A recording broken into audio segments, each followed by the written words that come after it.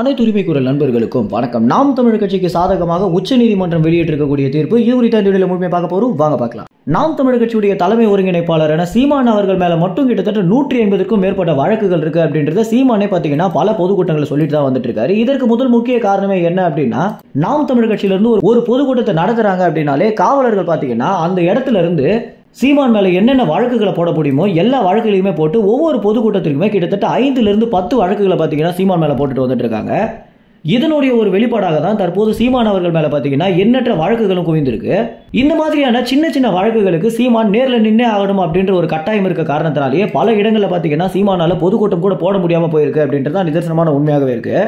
ஆனா நாம் தமிழர் கட்சி அவங்களை ஒரு அங்கீகரிக்கப்பட்ட கட்சியாக மாற்றிய பிறகு அவங்களுடைய பொதுக்கூட்டம் போடும் முடிவுகள்ல இருந்து அதற்கு பிறகு நிறைய விஷயங்கள்ல உச்சநீதிமன்றம் பாத்தீங்கன்னா அவங்களுக்கு சாதகமாக பல விஷயங்களை சொல்லியிருக்காங்க. உதாரணத்திற்கு அவங்க பொதுக்கூட்டங்களை எந்த இடத்துல வேணாலும் போடுறதுக்கு காவலர்கள் அனுமதி தரணும் அப்படின்றதுல துவங்கி தற்போது இறுதியாக பாத்தீங்கன்னா நாம் தமிழர் கட்சியின் தலைமை ஒருங்கிணைப்பாளரான சீமான் அவர்கள் மேல இருக்கக்கூடிய 140 வழக்குகளுமே ரொம்ப தேவையற்ற வழக்குகள் அப்படின்னும், இந்த மாதிரியான வழக்குகளுக்கு இனிமே சீமான் நேர்லயே நிக்க வேண்டாம் அப்படின்னும், இந்த வழக்குகள் குறித்து நாம் தமிழர் கட்சியுடைய வழக்கறிஞர் பாசறை பாத்தீங்கன்னா எல்லாத்திற்குமே போதிய ஆதாரங்களை சமர்ப்பிச்சிட்டாங்க அப்படின்னா இந்த 140 வழக்குகளுமே நாங்கள் தள்ளுபடி பண்றதுக்கு தயாராக இருக்கும் அப்படின்னு உச்சநீதிமன்றம் வெளியிட்டிருக்கக்கூடிய வழக்கு அப்படின்றது உண்மையிலேயே நாம் தமிழர் கட்சிக்கு ஒரு பெரிய மகிழ்ச்சியான செய்தி அப்படின்னு தான் சொல்லி ஆகணும்.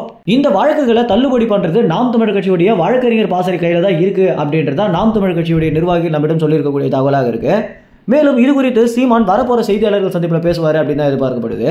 மேலும் நாம் தமிழர் கட்சிக்கு இந்த மாதிரி எல்லா திசைகள்ல இருந்தும் ஆதரவுகள் அதிகரிச்சுட்டு வர்றதை நம்மளால நேர்லயே பார்க்க முடியுது.